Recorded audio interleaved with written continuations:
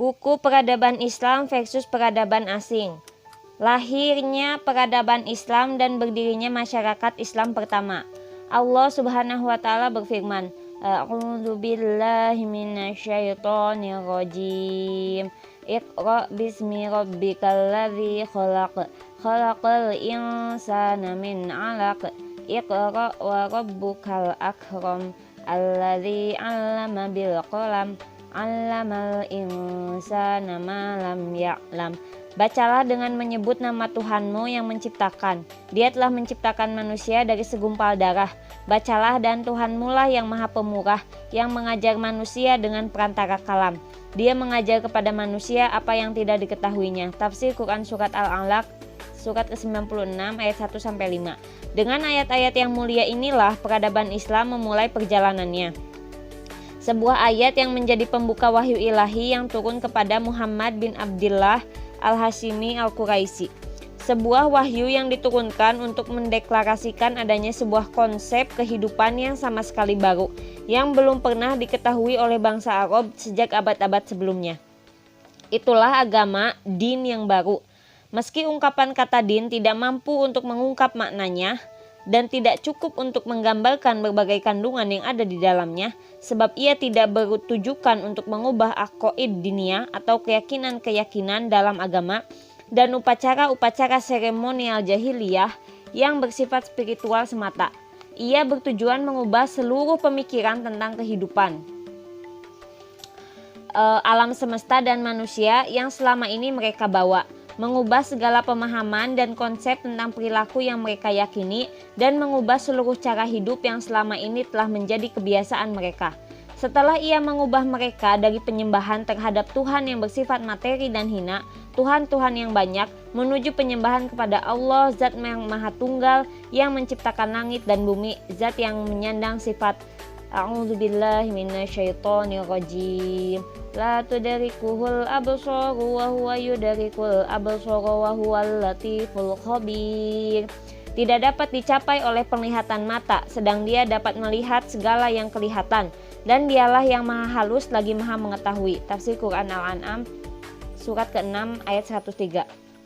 Selanjutnya, ia mengubah pandangan mereka terhadap hakikat kehidupan, mengganti pandangan mereka tentang arti kebahagiaan atau sa'adah, mengubah tolak ukur dan nilai-nilai agung yang sebelumnya ada pada mereka, membentuk perilaku, berbagai interaksi dan seluruh kehidupan mereka dengan sebuah sistem yang detail, sempurna dan komprehensif, yang mencakup segala aspek kehidupan, satupun tidak ada yang dilupakan.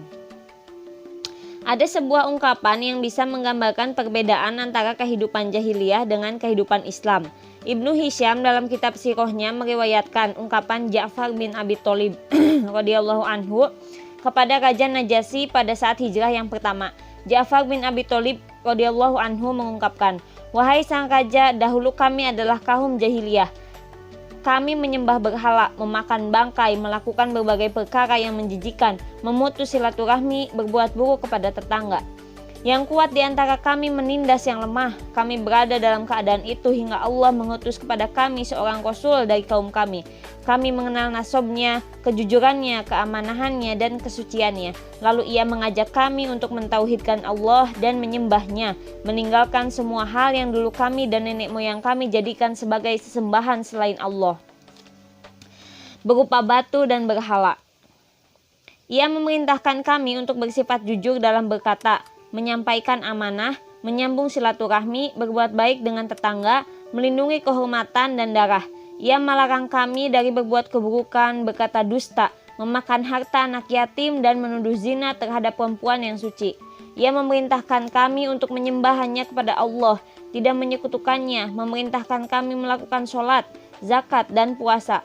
Lalu kami membenarkannya, beriman kepadanya, dan mengikuti apa yang ia bawa dari Allah Subhanahu wa Ta'ala. Karenanya kami hanya menyembah kepada Allah, tidak menyekutukannya dengan satu apapun, mengharamkan apa yang Dia haramkan atas kami, dan menghalalkan apa yang Dia halalkan untuk kami. Di luar itu, pertanyaan terpenting yang harus diajukan dalam kesempatan ini ialah bagaimana masyarakat yang tampil dengan peradaban Islam ini dapat tegak untuk pertama kalinya. Rasulullah Shallallahu Alaihi Wasallam diutus di tengah-tengah masyarakat jahiliyah yang didominasi oleh berbagai pemahaman, perasaan, dan sistem jahiliyah. Tugas beliau adalah mengubah masyarakat tersebut menjadi masyarakat yang sama sekali berbeda dan baru. Yang beliau lakukan tentu tidak dengan mengganti individu-individunya seraya mendatangkan individu-individu lain sebagai gantinya, akan tetapi dengan mengubah pemahaman, perasaan, dan sistem yang mengatur masyarakat tersebut. Dengan kata lain, mengenyahkan berbagai pemikiran, perasaan, dan sistem jahiliyah, sebagai gantinya mewujudkan berbagai pemikiran, perasaan, dan sistem Islam. Lalu seperti apa jalan yang ditempuh beliau dalam mewujudkan hal itu? Melalui pengkajian yang mendalam terhadap sirah atau perjalanan Rasulullah Shallallahu Alaihi Wasallam sejak turunnya wahyu, tampak jelas bagi kita bahwa sirah tersebut terbagi menjadi 3 marhalah atau fase. Marhalah pertama, fase mempersiapkan kelompok dakwah at-takatul yang terdiri dari para sahabat yang berdiri di atas dasar Islam dan mengkader mereka dengan sakofah Islam.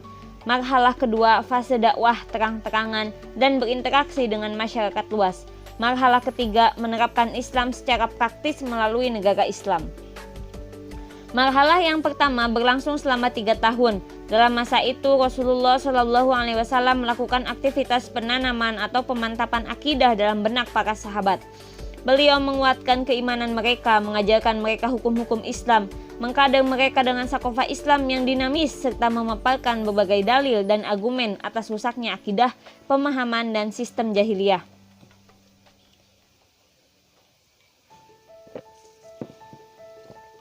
Rasulullah Shallallahu Alaihi Wasallam mencabut perasaan-perasaan jahiliyah seperti semangat jahiliyah atau alhamiyah al-jahiliyah dan fanatisme jahiliyah atau al-ashobiyah al-jahiliyah dari hati mereka. Selanjutnya beliau membangkitkan perasaan-perasaan Islam atau masyair Islamiyah yang sesuai dengan pemahaman-pemahaman Islam, membiasakan mereka dengan wala atau loyalitas kepada Allah, Rasulnya, dan orang-orang mukmin, serta mengasah himmah atau semangat yang menggelora yang ada di dalam hati mereka untuk memenangkan yang hak dan melenyapkan yang batil, hingga mereka mencapai pada satu titik di mana mereka tidak sanggup lagi mengekang mabda Islam ini di dalam hati mereka. Akidah Islam telah berkobar-kobar di dalam dada mereka dan pemahaman-pemahaman atau mafahim yang benar telah memenuhi hati mereka.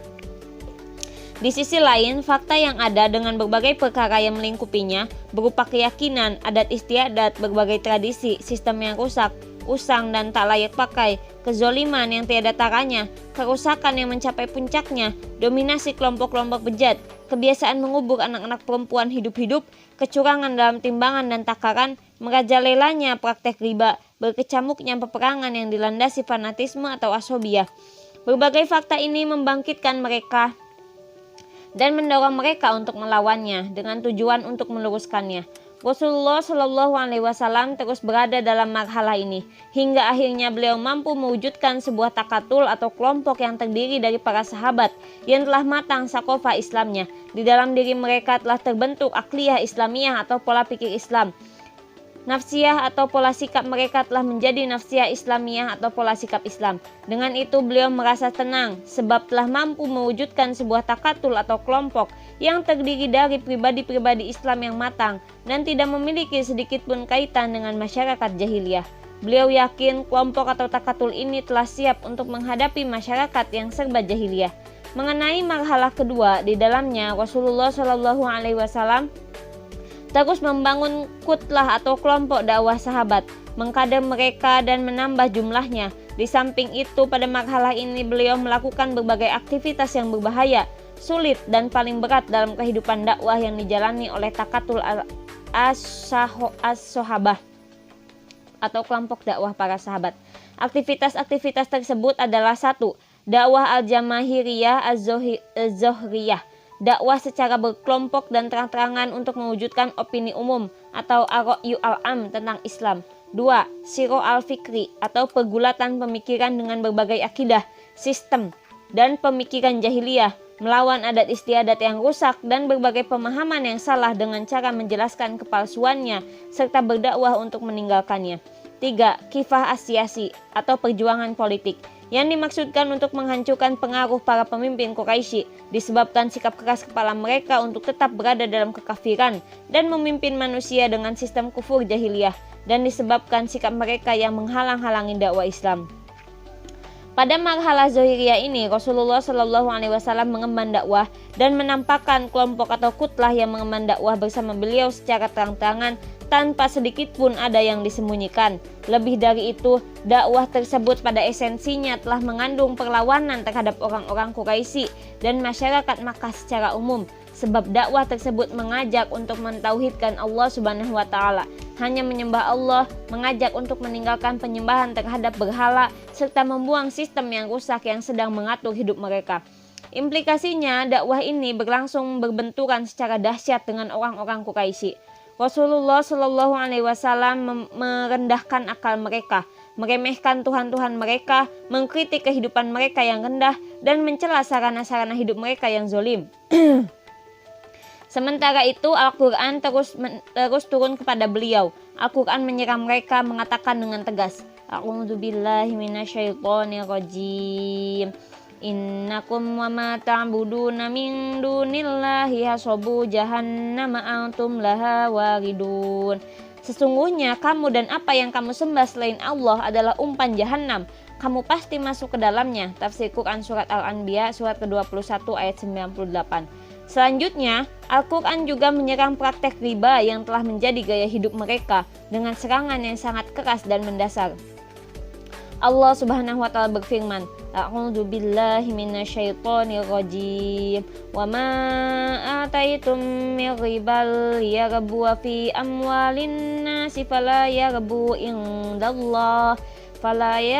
indallahi wa ma ataitum min zakatin turiduna wajhallahi faulaika humul mud'ifun.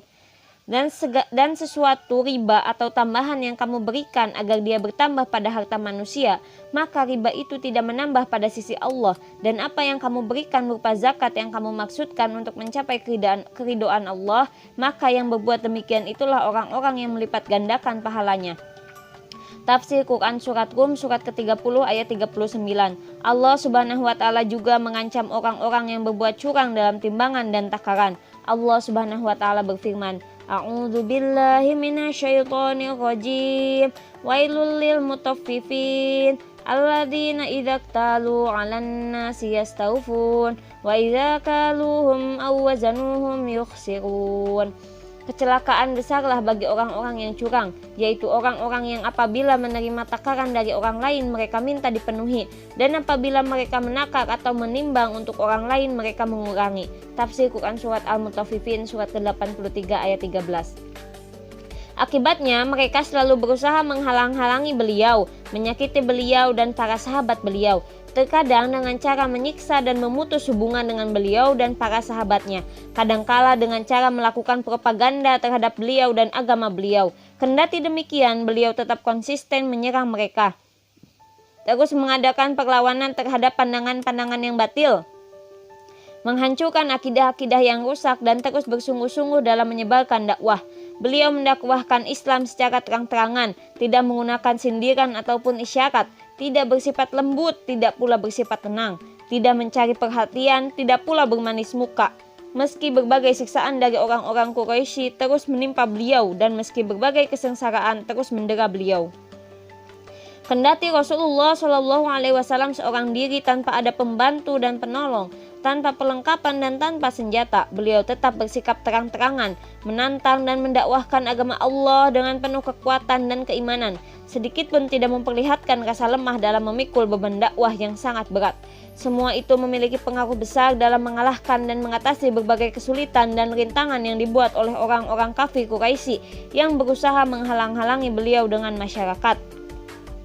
Rasulullah Shallallahu Alaihi Wasallam mampu menembus masyarakat dan menyampaikan kepada mereka, dan mereka pun menyongsong agama Allah. Kekuatan hak mulai dapat mengungguli kebatilan. Cahaya Islam makin bertambah terang menyebar di kalangan bangsa Arab. Banyak dari golongan bangsa Arab telah masuk Islam. Dalam marhalah ini tampak adanya sebuah pergolakan antara satu pemikiran dengan pemikiran lainnya. antara umat Islam dengan kaum kafir. Ini mulai terjadi sejak adanya kelompok atau kutlah sahabat.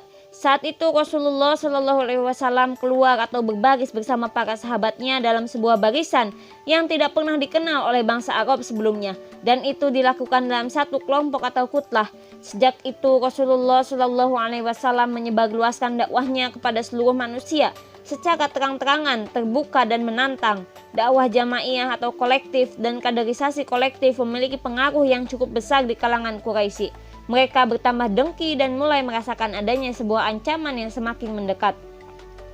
Oleh karena itu mereka mulai mengambil langkah-langkah serius untuk melakukan perlawanan. Setelah sebelumnya pada awal-awal munculnya Islam mereka tidak mempedulikan Muhammad dan dakwahnya.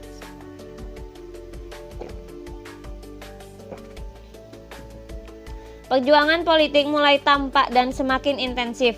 Ayat-ayat Al-Quran Al-Karim turun dengan menyerang Abu Lahab, paman Rasulullah Shallallahu Alaihi Wasallam, sekaligus sebagai salah satu pemimpin Makkah. Allah Subhanahu Wa Taala berfirman, A'udzubillahi minasyaitonir rajim. Tabbat yada abi lahabi wa tab, ma aghna anhu maluhu wa ma kasab, sayasla naran dzata lahab.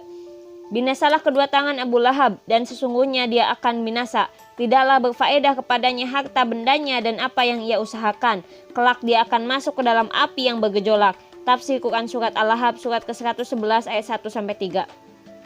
Al-Quran Al-Karim juga turun dengan menyerang Walid bin Mughirah, seorang tokoh pengendali dan pemimpin perang pemikiran dan opini terhadap dakwah Islam. Allah Subhanahu Wa Taala berfirman, A'udzubillahi minasyaitonir rajim.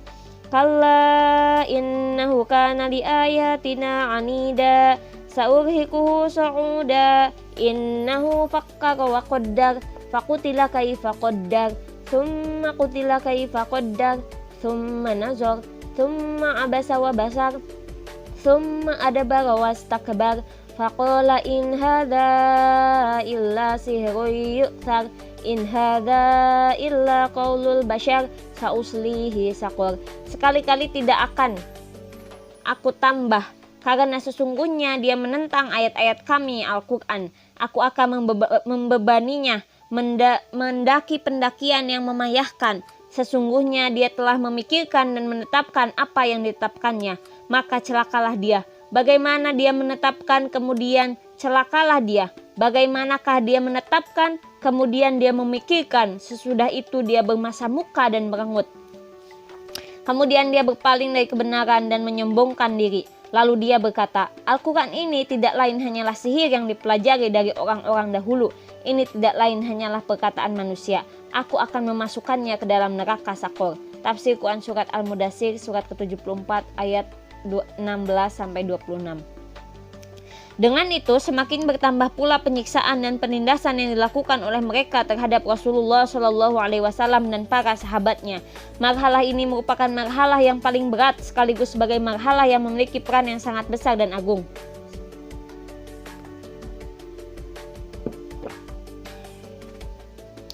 Kita dapat membayangkan, andai saja bukan Rasulullah Shallallahu Alaihi Wasallam pengemban dakwahnya, para pengemban dakwah terkadang melakukan tanazul atau pelepasan atau pergeseran dari sebagian pemikiran dan posisi mereka, lalu melakukan mudahanah atau mengambil muka atau bersifat munafik terhadap musuh-musuh mereka dan mengikuti kehendak mereka sampai para pengemban dakwah tersebut dapat meringankan siksaan dan ancaman yang mereka terima dari masyarakat dan kelompok penguasa, hingga pada akhirnya condong kepada musuh-musuh mereka dan menjadi pengikut agama mereka setelah melakukan berbagai modifikasi sesuai dengan akal atau nafsu masyarakat dan watak mereka, seperti yang biasa dilakukan oleh para aktivis dakwah saat ini. Meski Rasulullah Shallallahu Alaihi Wasallam adalah seorang nabi yang maksum yang tidak akan menempuh jalan tersebut, tetap saja Al-Quran Al-Karim memperingatkan beliau agar tidak jatuh ke dalam jebakan setan yang dipasang oleh tokoh-tokoh Quraisy, terlebih sifat mudahanah atau mencari muka atau bermanis muka, musyayaroh atau mengikuti kehendak musuh, dan tamaluk atau menjilat. Allah Subhanahu wa Ta'ala berfirman, A'udzubillahi minasyaitonir rajim. fala tuti'il mukadzibin waddu law tudhinu fayudhinun. Maka janganlah kamu ikuti orang-orang yang mendustakan ayat-ayat Allah. Maka mereka menginginkan supaya kamu bersikap lunak, lalu mereka bersikap lunak pula kepadamu. Tafsir Quran Surat Al-Qalam surat ke-68 ayat 8-9. Bahkan ada sebagian ayat yang secara tegas menjelaskan bahwa orang-orang kafir hampir saja dapat memalingkan Rasulullah SAW dari sebagian agama Islam, andai saja tidak ada penungguhan Allah Subhanahu wa taala terhadap rasulnya. Allah Subhanahu wa taala berfirman, A'udzubillahi minasyaitonir rajim. Wa in kadu la yaftinunaka 'anil ladzi auhayna ilaika litaftariya 'alaina ghairahu wa idzal latakhuduka khalila walaula an sabbatnaka laqad kitta tarkanu ilaihim syai'an qalila idzal azaqnaka di'afal hayati wa di'afal mamati thumma la tajidu laka 'alaina nasira. Dan sesungguhnya mereka hampir memalingkan kamu dari apa yang telah kami wahyukan kepadamu, agar kamu membuat yang lain secara bohong terhadap kami. Dan kalau sudah begitu, tentulah mereka mengambil kamu jadi sahabat yang setia. Dan kalau kamu tidak memperkuat hatimu, niscaya kamu hampir-hampir condong sedikit kepada mereka. Kalau terjadi demikian, benar-benarlah kami akan merasakan kepadamu siksaan berlipat ganda di dunia ini, dan begitu pula siksaan berlipat ganda sesudah mati. Dan kamu tidak akan mendapat seorang penolong pun terhadap kami. Tafsir Quran Surat Al-Isra surat ke-17 ayat 73-75. Ketika menafsirkan ayat ini, Imam Al-Qurtubi mengatakan, hal tersebut atau perkara yang hampir memalingkan Nabi SAW adalah perkataan tokoh-tokoh Quraisy kepada Nabi SAW. Hendaknya engkau menyingkirkan orang-orang hina dan hamba sahaya tersebut dari hadapan kami, hingga kami dapat duduk bersamamu dan mendengar perkataanmu. Hampir saja Nabi SAW mengabulkan permintaan mereka tersebut, hingga akhirnya beliau dilarang oleh Allah. Qatadah mengatakan, telah diceritakan kepadaku bahwa pada suatu malam orang-orang Quraisy duduk bersama Nabi SAW hingga menjelang subuh. Mereka berkata-kata kepada Nabi, membesar-besarkan ucapan mereka, memuji-muji Nabi dan memujuknya. Mereka berkata kepada beliau, wahai Muhammad, sesungguhnya dirimu ini telah membawa perkara besar yang belum pernah dibawa oleh siapapun, dan engkau adalah Tuhan kami, wahai Tuhan Muhammad. Begitulah mereka terus membujuk beliau hingga hampir saja beliau menuruti keinginan mereka. Akan tetapi Allah menjaga beliau dari hal tersebut dan menurunkan ayat ini. Dan ketika ayat ini turun, Rasulullah SAW bersabda, ya Allah, janganlah engkau serahkan aku kepada diriku sendiri, meskipun hanya sekejap mata. Ibnu Abbas berkata, Rasulullah SAW adalah seorang nabi yang maksum, dijaga dari kesalahan. Akan tetapi peristiwa ini lebih sebagai peringatan bagi umat ini, agar mereka tidak condong kepada kaum musyrik dalam hukum-hukum dan syariat Allah Subhanahu wa taala sekecil apapun.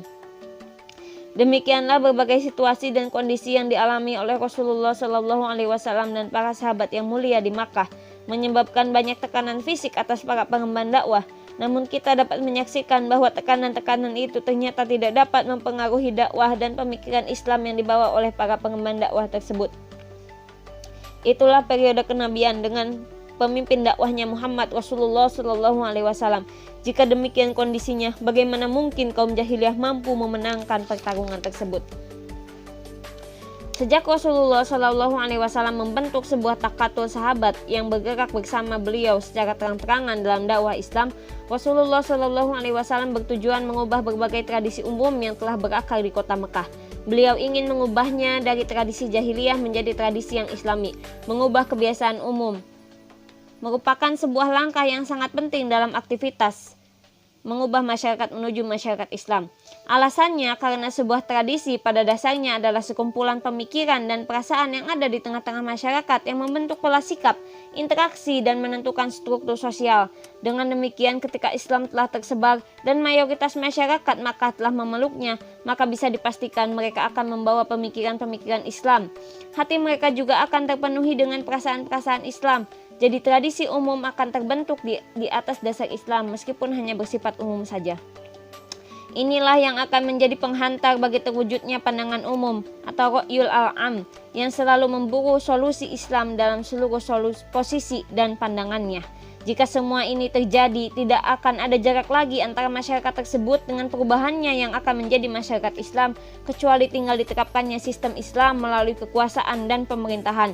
Baik seluruh elit penguasa dan pemerintah tersebut masuk ke dalam Islam dan menghantarkan Islam menuju tampuk kekuasaan bersama-sama dengan diri mereka sendiri, atau mereka dijatuhkan dari kekuasaannya setelah seluruh opini umum di kota Makkah menjadi Islami dan menuntut untuk hidup secara Islam. Kondisi ini memungkinkan bagi Makkah untuk menjadi bibit awal masyarakat Islam. Namun kenyataannya semua itu tidak terwujud bagi Rasulullah SAW di kota Makkah.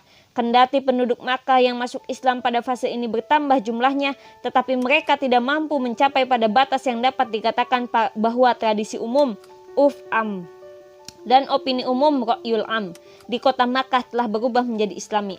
Karena bagaimanapun juga tradisi umum yang berlaku di sana tetaplah jahiliyah dan opini umum yang ada juga jahiliyah.